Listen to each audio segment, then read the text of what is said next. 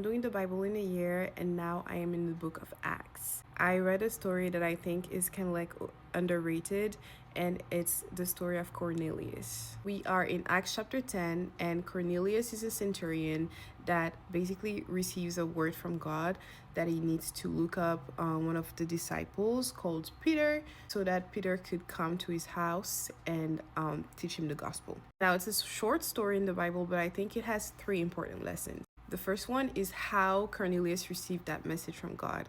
Cornelius was fasting and praying. He had this schedule of fasting and praying that he really kept.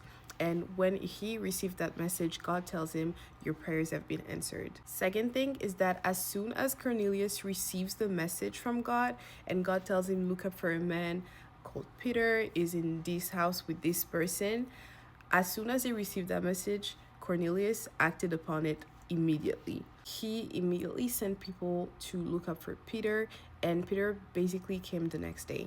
And third, Cornelius made sure that he wasn't the only one listening to Peter's message. When we read still in Acts 10, we see that Cornelius basically brought over his entire family to listen to Peter. So when I was reading, I prayed and I asked God to help me to have a consistent fasting schedule. I have those fasting programs that I have throughout the year, but I want to be able to fast more consistently so that I can be able to hear from him more clearly. And I also asked him to help me to obey him immediately, to act upon it. As soon as God tells me something, I don't want to just like wait and, like if it's something that's clear, because God speaks clearly when you are willing to listen to him. And when you hear from him, you're able to act upon it immediately. But sometimes I choose not to, and I prayed and I asked him to help me to not do that anymore.